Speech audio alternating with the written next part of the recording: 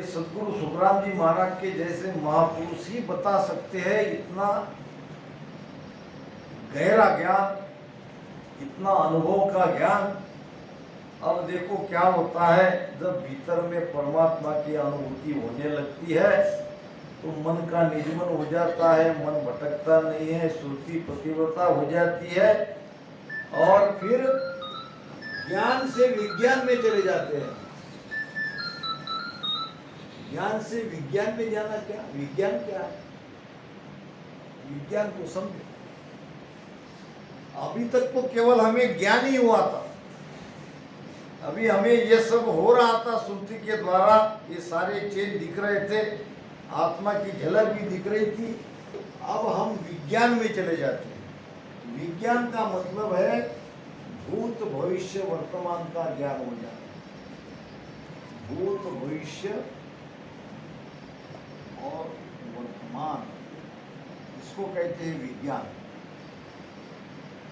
ये कोई मामूली स्थिति नहीं है। उन विमान हेत जो आवे पाछू ज्ञान गेब का पार। 5 प्रकार के ज्ञान ये बहु उनके अंदर प्रकटते हैं। मत ज्ञान, सुरत ज्ञान, अवध ज्ञान, मन परिचय ज्ञान, केवल ज्ञान। ऐसे संत आपके भूत भविष्य के बारे में बता सकते हैं। बताना नहीं चाहिए, क्योंकि बता गए तो लोगों की भीड़ पर लग जाएगी। आपको ना भजन करने देंगे, ना आपको सत्संग करने देंगे, लोगों की भीड़ लग जाएगी। मगर उनको हो जाता है। महाराज ने कहा है, संत इन लोगों की सारी कला को जानते हैं। इन लोग के अंदर क्या क्या होने वाला है वो भीतर देख लेते हैं। संत तो कोई मामूली पराक्रमी नहीं रहते हैं। तीन लोक की कलश बजाने, तीन लोक की कलश बजाने, ब्रह्मा विष्णु लग सोई,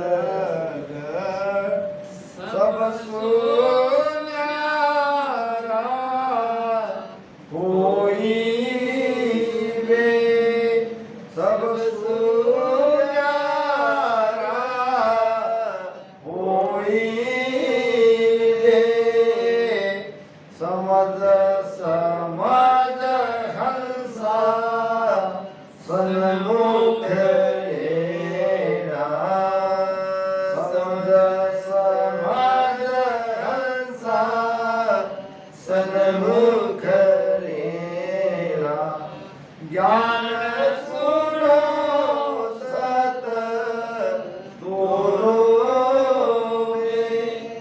ज्ञान सुनो सत तोलोगे। संत के पराक्रम का मैं 1-2 उदाहरण आपको दे दूं। यहाँ जो हमारे राम सिंह बैठे हैं, नागौर जिले के, नागौर के, इनके गांव के पास सांभार है स्टेशन हाईलीवर में। वहां रहते थे दादूजी महाराज। दादूजी महाराज का नाम तो सुना ही होगा। दादूजी महाराज परम विज्ञानी संत थे। दरियावजी महाराज परम विज्ञानी संत थे। सदगुरु सुखराम जी महाराज परम विज्ञानी संत थे। सदगुरु कबीर साहब परम विज्ञानी संत थे। अब दादूजी महाराज यहाँ वो सांभर में रहते थे। अब राजस्थान में उन दिनों बारिश बहुत कम होती थी।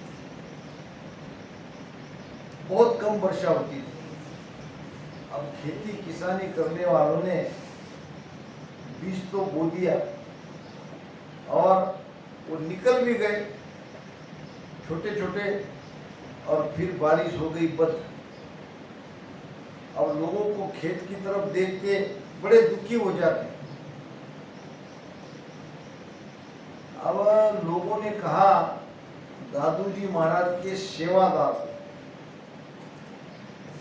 कि तुम कुछ करो भाई, इतने बड़े महान संत हमारी नगरी में है और उनके रहते ये अकाल, एक वर्षा नहीं हो रही है। सेवादार कहने लगा हम तो नहीं कहेंगे, कैसे कह सकते हैं इतने ऊंचे संत को, कोई ज्ञान ध्यान की भक्ति की बात रही तो मैं तुरंत आपको उनके पास ले जाऊंगा, मगर ऐसे कामों में कैसे कहे। मगर ये तो बता दादू जी महाराज सब कुछ कर सकते हैं अगर चाहे तो। हाँ, इतनी तो पावर उनके अंदर है, वो कभी भी जब चाहे तब उनके मन में आए वो बात कर सकते हैं। फिर सब गांव वाले प्रार्थना करने लगे कुछ बारिश के लिए कहो, ये बारिश भी गिरा दे, हमारी फसल अच्छी हो जाए, नहीं तो हमको गांव छोड़ के जाना पड़ेगा, काफी पैसा हमने जमीन में लगा दिया है। तो उस सेवादार ने कहा देखो मैं तुमको उपाय बताता हूं, मैं कुछ कहूंगा नहीं, मगर मैं जैसा कहता हूं आपने वैसा ही करना।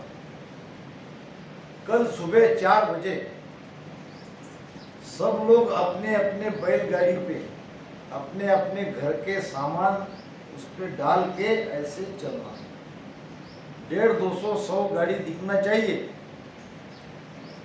और मैं आगे का काम सब कर दूंगा, तुमको खाली इतना ही करना है। अब सब लोगों ने अपनी अपनी गाड़ी निकाली, बैल जोते, उसमें घर का सामान रख दिया। अब बैल के गले में घंटी रहती है, उसकी तो आवाज आती है, और वैसे भी 100-200 गाड़ी एक साथ चल रही है तो आवाज तो आती है। अब ये आवाज पड़ी दादू साहब के कान को। दादू साहब ने पूछा कि भाई ये क्या हो रहा है, ये कैसी आवाज। सेवादार ने कहा गुरुदेव ये लोग गांव छोड़ के जा रहे हैं। गांव छोड़ के जा रहे हैं? क्यों जा रहे हैं? क्या करे बेचारे, आज 15-20 दिन हो गए, महीना हो गया, बारिश का ही एक बूंद नहीं आई, तो ये लोग गांव छोड़ के जाना चाहते हैं। दादू जी महाराज अंतर्ज्ञानी थे, समझ लिया क्या कहना चाहते। इशारे से समझना पड़ता है, और संत इशारे समझ जाते हैं और संत इशारे भी देते हैं। दादू जी महाराज ने उस सेवादार को कहा बुला उस मुखिया को और कहो जाने की जरूरत नहीं। क्या कहा? वापस जाओ अपने अपने बैलगाड़ी लेके, और ऐसा कहो कि भाई दादू जी महाराज कह रहे हैं।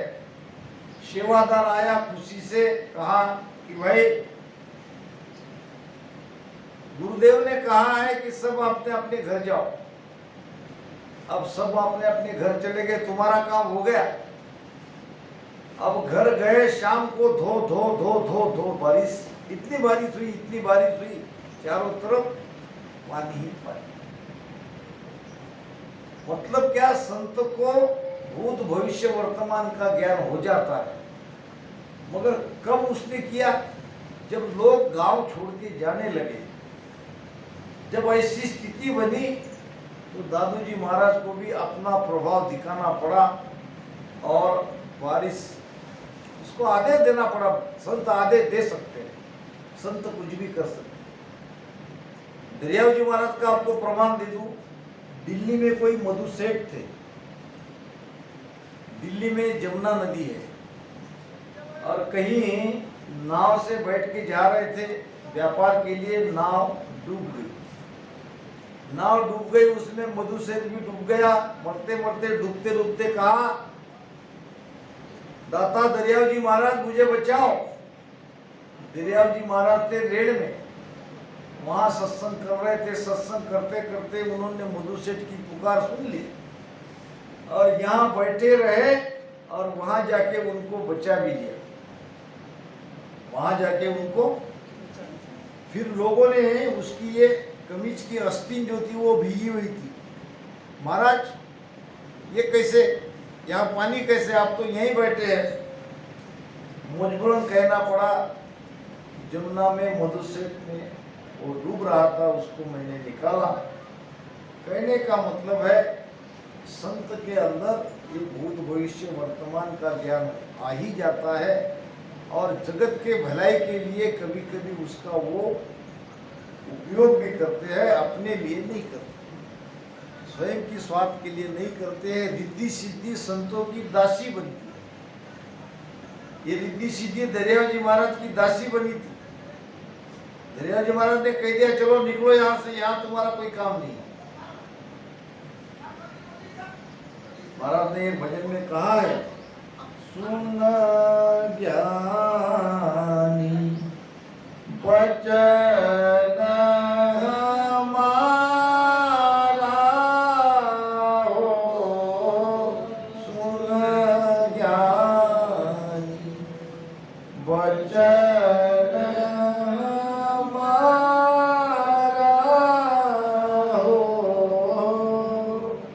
रिद्धि सिद्धि का